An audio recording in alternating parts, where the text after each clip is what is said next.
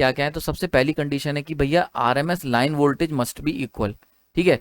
तो यानी कि आपको ध्यान रखना है RMS value of line voltage, यहाँ पे लाइन वोल्टेज की बात हो रही है, ये इक्वल होनी चाहिए। यानी कि जो रनिंग अल्टरनेटर है और जो इनकमिंग अल्टरनेटर है उनका वोल्टेज सेम होना चाहिए, आरएमएस लाइन वोल्टेज, ठीक है। दूसरी बात हो रही है दोनों के दोनों जनरेटर जो हैं उनका फेज सीक्वेंस सेम होना चाहिए, ठीक है। यानी कि अगर पहला वाला अल्टरनेटर का अगर सीक्वेंस है आर वाई बी, तो इस वाले अल्टरनेटर का भी आर वाई बी ही होना चाहिए। समझ में आ रही बात ये? और ये ऐसा ना हो कि आर बी वाई, ये नहीं होना चाहिए। समझ में आ रहा है? ऐसा नहीं होना चाहिए, ठीक है। सेकंड कंडीशन समझ में आ गई होगी। तीसरी कंडीशन है फ्रिक्वेंसी मस्ट बी सेम, यानी कि दोनों की फ्रिक्वेंसी सेम हो। तो अगर हम लोग इन्फानाइट बस की बात करें तो ये हो गया कि भैया जितने अल्टरनेटर्स, अब देखो फ्रिक्वेंसी की अगर बात करें तो N S equal to 120 f/p, यानी कि फ्रिक्वेंसी जो होगी वो डायरेक्टली प्रोपोर्शनल होगी स्पीड के। तो यानी कि सिंपल सी बात है कि जो इन्फानाइट से, अगर इन्फानाइट बस के साथ पैरेलल ऑपरेशन कर रहे हो तो मैं कह सकता हूँ कि जो number of n number of alternator जिस स्पीड से चल रहे हैं, जिस स्पीड से एन नंबर ऑफ अल्टरनेटर चल रहे हैं, इनकमिंग अल्टरनेटर भी उसी स्पीड से चलने वाला होना चाहिए, ठीक है।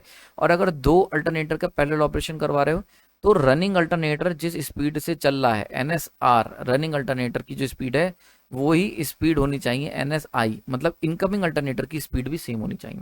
तो इसको स्पीड के टर्म्स में ही बात कर सकते हैं और फ्रिक्वेंसी टर्म में बात कर सकते हैं कि भैया जो इन्फानाइट बस की फ्रिक्वेंसी अगर मान लो 50 हर्ट्स है, तो जो अल्टरनेटर आप इनकमिंग जो जोड़ने जा रहे हो, जो पैरेलल ऑपरेशन जिससे परफॉर्म करने जा रहे हो, उसकी फ्रिक्वेंसी भी 50 हर्ट्स हो, ठीक है। और अगर मान के चलते हैं कि अल्टरनेटर्स हैं, तो अगर एक अल्टरनेटर 50 हर्ट्ज पे चल रहा है तो दूसरा अल्टरनेटर जो पैरेलल में जोड़ने जा रहे हो वो भी 50 हर्ट्ज पे होना चाहिए, ठीक है।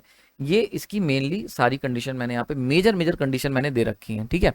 अब अगर ये तीनों कंडीशन मैचअप करेंगी केवल तभी हम लोग कनेक्ट करेंगे इनकमिंग अल्टरनेटर को। अगर हमने अल्टरनेटर को इन तीनों कंडीशन में से अगर कोई एक कंडीशन भी मिसमैच हुई और हमने कनेक्ट कर दिया, तो अगर एनी मिसमैच, कोई भी मिसमैच हुई इन तीनों में से और हमने शादी कर दी दोनों अल्टरनेटर की, तो भैया डाइवोर्स होगा, मतलब large current and large power transient हमें देखने को मिलेंगे। तो लार्ज करंट का मतलब और लार्ज पावर ट्रांजिएंट का मतलब क्या है? वो बहुत सारे झगड़े होंगे।